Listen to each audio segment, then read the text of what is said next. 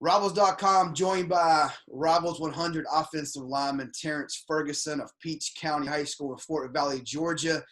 Today, first of all, Terrence, thanks for your time. I know we're going through a different time, a time that eventually I think your kids will be reading about in their history books one day, that you'll be able to tell them about what you lived through in the COVID-19 and coronavirus and pandemic that's hit the world over the past month or two.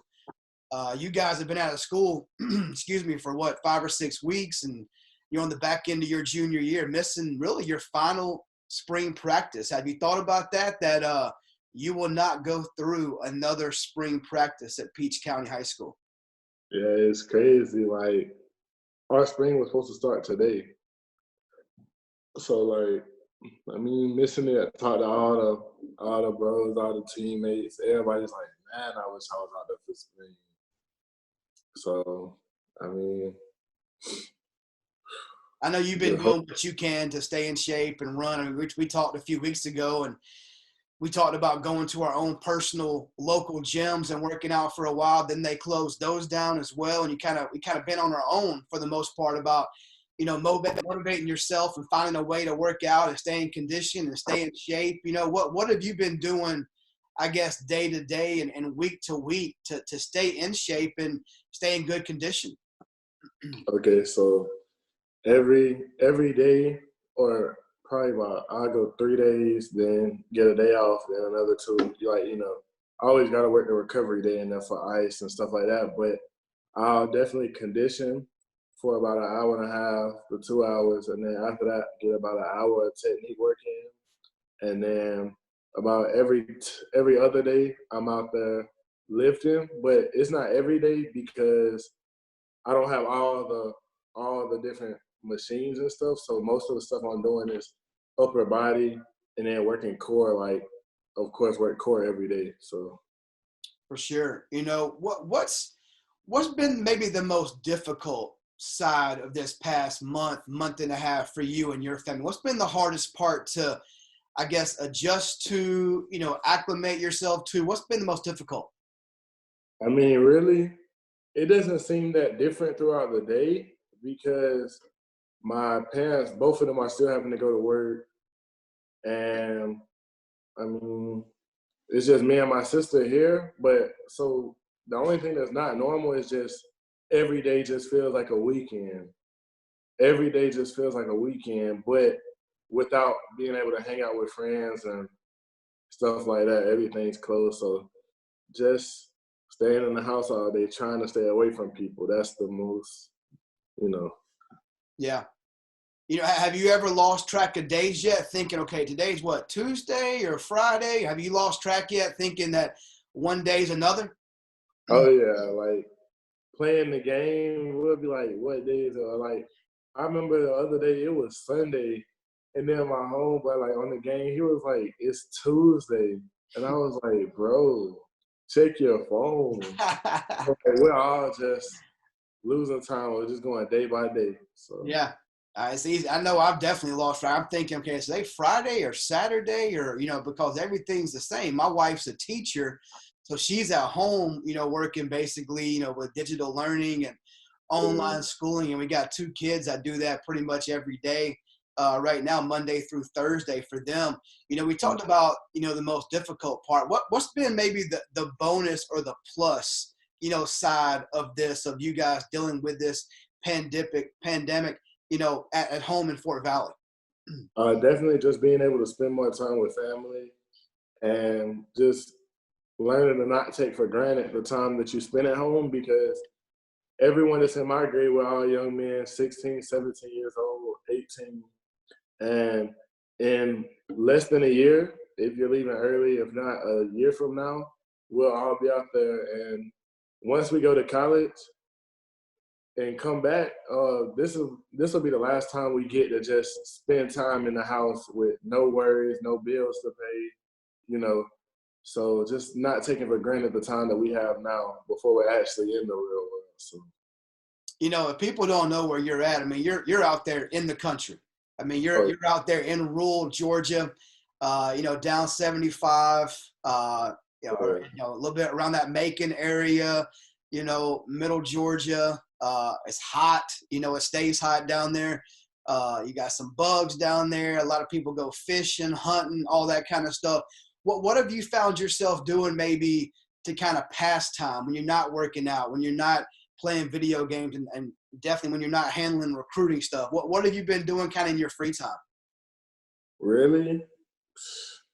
Just that's really it. Just chilling, looking for new stuff to watch on Netflix. To be honest. Have you watched Tiger King yet? Yeah. What's your thoughts on you know, Carol Baskin and Joe Exotic? Crazy.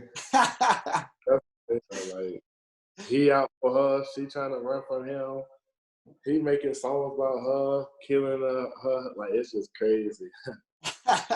What's you know, you talk about, you know, not taking family time for granted. You know, I think that's something we all can take from this. You know, this whole world is a fast-paced world. You know, a lot to deal with, you know, from work for your parents to you going to school, football, recruiting, stuff going on for all of us, you know, different things all the time. I know you talked about having some good, you know, family meals. You guys have that, but you appreciate it more now compared to maybe, you know, 6 months ago.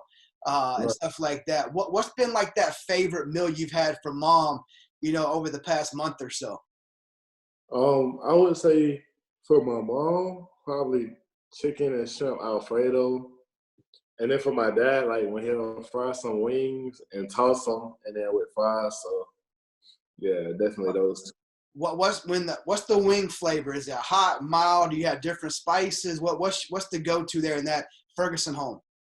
My go-to is definitely like uh honey mild, something like that. So yeah, I How don't know. how many wings can you eat, Terrence, at one setting when if you're hungry and your dad just finished those wings up? How many can you eat at one time? Oh, I don't know. I need to try. I know I can take down the most I probably took down probably like a 20 piece, but I feel like I can get higher than that. I hear you. I hear you. What's the world been like for you on the recruiting side of things? You know, when you're at home day to day, and you know they don't have a lot going on either. They can't be Right. on campus. They don't have spring practices going on. Um, you know, what's kind I, of been like for you day to day? I'll say a lot more communication through the phone, on the phone, FaceTime, Zoom, for the simple fact that they can't. This is their recruiting time for us to be, well now spring for them to be coming to see us, but during their spring it was our time to go see them, and it all got cut off. So they're now having to do their recruiting through technology. So it's just shifting over to that, but just a little hiccup. What's that been like? I mean, you've done, you know, FaceTime, you've done Zoom stuff with college coaches. Of course, you've texted and had normal phone calls and things like that. What have you taken away, maybe the positive side of the technology? What have you learned maybe from coaches, you know, through this past month or so? Through the technology with the Zoom, they can do a backdrop of film. So they'll do a backdrop and we'll sit here and study some film, just get a couple pointers on technique. And that's always good to get advice from somebody higher.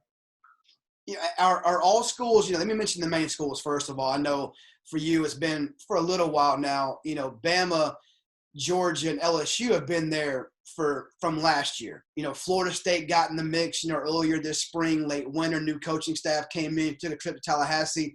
They've got involved. You mentioned to me a while back, Texas A&M's kind of come in. Former Georgia coach James Coley went to College Station. You had that connection with him. That's put the Aggies right there in that, you know, top 5 range as well.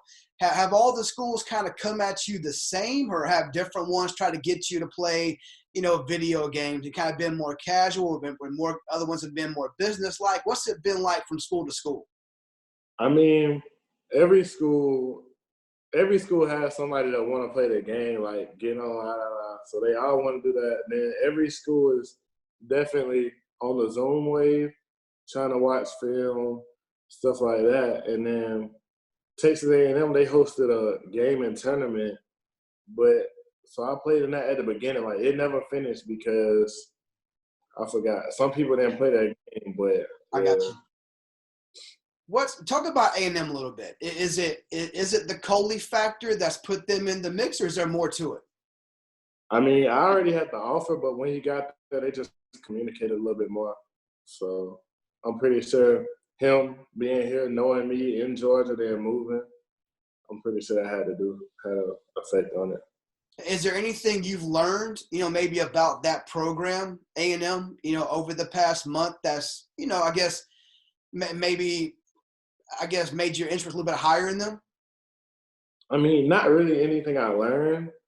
Everything that I know, like I just knew already, and I don't know too much about it. So I would definitely have to take a trip if when this was over, if the option was there and we Yeah. still communicate. FSU, you did take a trip there right before things, shut down Yeah. early in March. That trip definitely made an impact, on your recruitment and on you personally down there. Mike Norvell took over. He's been there for a few months now. What did FSU do right on that visit to put themselves up there with, Alabama, Georgia, and LSU? For one, just Coach Norvell, he has a history of just having a great, like, explosive offense. Wherever he's at, it's like the offense is always going to have a back that's rushing for 1,000 and also throw for 2,000 or 3,000. So that's one thing. He's a young coach, and then just Coach Atkins, the O-line coach, we had already been building a relationship, just FaceTiming all the time. And when I got there, I just saw that it was real. Like, everything he's talking, like, it's just real. He's not going to sugarcoat anything, and that's what you need in the recruiting process. Yeah, I mean, if there's a new coach in the South that I've heard a lot about, it's Coach Atkins. I mean, the buzz he's created around Florida State, specifically offensive linemen like yourself, just connecting and the way he's communicating with you guys. I've heard a lot about Coach Atkins in a positive way from a lot of different players like yourself. Let's go back to the main three that have been there really from the get-go. Bama, Georgia, LSU. What's it been like with Bama over the past month? What's communication been like? Who have you been talking to? What's maybe been their message to you through this time? Just talk to Coach Saban. I've talked to him a lot actually over the past since we've been at home. Probably about with my family sitting down on FaceTime with him. Probably about 4 or 5 times, and then he'll always text me. But that message is just, I'm a top priority, and then they just coming after me. They don't want to settle without getting me. So, Coach. What's that mean? I didn't mean to cut you off, Terrence. What does that mean to you and your family that Saban personally is that involved with you? Yeah, it means a lot. It just shows me how much they want me, and it's showing me a lot of potential in me. Like, if Nick Saban and they're coming at me this hard, that they see something in me. So, and they're willing to invest their money and time into me. So it just makes me just proud. Is any other, I guess, head coach involved with you to that level, or is it just Saban is the main one as far as head coaches go involved? Nah, I mean, I talk to Coach Smart all the time as well, and then Coach O. Like, every time Coach Craig will call me, or I'll call Coach Craig, he'll always switch it over to Coach O, and I'll talk to him for a little bit as well. You talk about talking to Coach Smart often as well. Obviously, in-state school, Georgia, you've been there like you have Alabama many, many times, very familiar with the people there, the community, the environment. Compare Coach Saban and Coach Smart. Obviously, Smart was under Saban for 10-plus years. LSU, Miami Dolphins, Alabama. Saban's defensive-minded. Kirby Smart, defensive-minded. What do those guys compare? Are they different personalities? What do you see? How do you explain those two? I say, of course, Coach Smart is younger, so he's automatically just gonna have more energy, running around. But other than that, they're both winners, and they don't want to settle for anything other than that. So they both can recruit great, and they both just have a prestige about themselves, carry themselves different. So. Yeah. Georgia, obviously with you were close to Sam Pittman. He went to Arkansas as the head coach there. Matt Luke came in, staying on Georgia. How has that relationship developed with you and Coach Luke? And Did that change on the offensive line, Coach, I guess, affect your interest in Georgia in any way? I mean, when he first came, before I met him, I was like, of course, everybody was asking me, is Georgia not in it anymore? And I'm like, nah, it's not that. I just want to get to meet the man, you know? So as soon as he had already texted me when they first got there, but as soon as that bowl game was over, he started reaching out. We're getting on the phone, so we were building a relationship. But then when I went up there in the spring and actually met him, it's like, okay, we're not skipping a beat here because he he's still high energetic, a great guy to be around. And then just talking to people in the system, not even just linemen, but receivers, you know, DBs, anybody that's telling you, Coach Luke, you can see the head coach come out of him in practice. He's high energetic, running around the whole field, hyping up the defense as well as the offense. Just, you know, a great team guy. So I'm like, that's a great thing. You know, before moving on to LSU, what's Georgia? I ask you about Bama's message. What is Georgia's message? What are they trying to, I guess, convey to you and get into your head about how they want you or how important you are to them? This is just the exact same as Alabama. They're saying the same, just saying they want everybody to stay in state, and that's their biggest thing right now. If everybody stays in state in the 21 class, then who can stop us? That's their main thing right now. Let's go to LSU real quick. I mean, they coming off a magical, perfect season, 15-0, Heisman Trophy winner, #1 pick in the NFL draft, a long list of draft picks. You know, just last week in the NFL draft. I mean, it couldn't be going much better in Baton Rouge. Obviously, a lot of changeover on the coaching staff. Dave Aranda, you know, getting a head coaching job. You know, change on the offensive side as well. A lot of players move on to get drafted and make millions of dollars. What's your interest like in LSU, and what continues to keep the Tigers in the mix for you? Just, of course, a big bonus is how that season went last year. And just Coach Craig, they're just great guys. The thing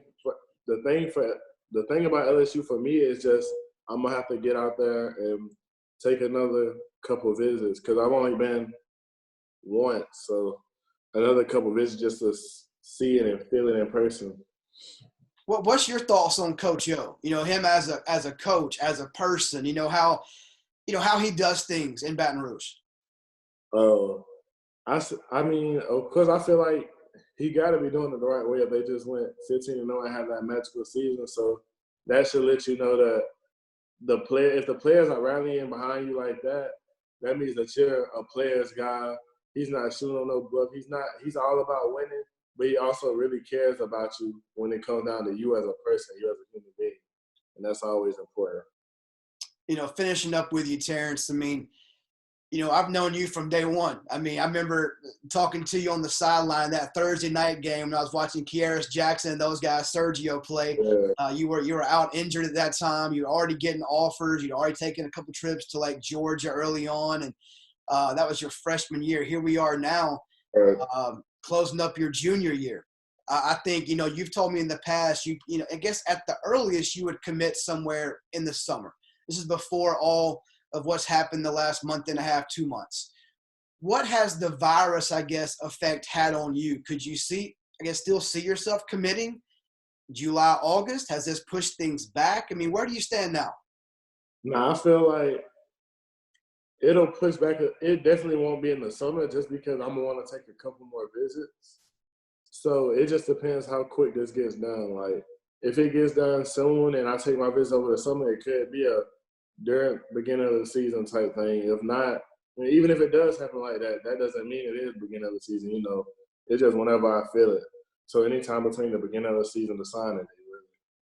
You know, how much fun or not so much fun has this been for you over the past month? I mean, I'm not going to say names, but I've had recruits tell me it's gotten a little bit overwhelming, the amount of coaches hitting you guys up every day, a little bit, you know, one guy said annoying a little bit because they all want your time all the time. You know, how have you handled all that, I guess, attention daily as a top recruit? I mean, I'm trying to handle it to the best of my ability. Of course, like, my phone is just blowing up, like, about over 1,500, 1,600 texts. So some coaches might think you're ignoring them, but I know the other recruits can vouch for me on this one. Like some, it might just be an ignore, but some it's like you genuinely are not seeing it because the texts are rolling in back to back. So they'll have a double text you for you to catch it. But yeah, it's getting overwhelming, but I'm trying to handle it to the best of my ability. You know, hopefully soon we're getting back to some type of normalcy and get you guys back, like you, back to Peach County, working out under Chad Campbell and that hot gym right there connected to y'all's football stadium, getting things done, hitting somebody. What do you miss most about football right now? I really just want to be around the atmosphere. Like, I don't know. I just want to practice today so bad. Like, me and my left guard, James Reddick, we was on the phone yesterday, and we was like, man, like, we supposed to start spring tomorrow. We're just a nasty duo. Like, just being nasty, just going at it, just competing to be the best out there. I mean, I definitely don't want to be that first defensive lineman you line up against going up when you guys get pads back on and hitting somebody, because he'll probably end up on his back somewhere about 15 yards down the field. So I don't want to be that guy. But Terrence, it's always a pleasure talking to you, man. Thanks so much for your time, and love to sign behind you. You know, hope, faith, love. Obviously, a lot we can take in from that right now in this time in this world for sure. Best of luck moving forward, man, and look forward to talking to you next time. Thank you.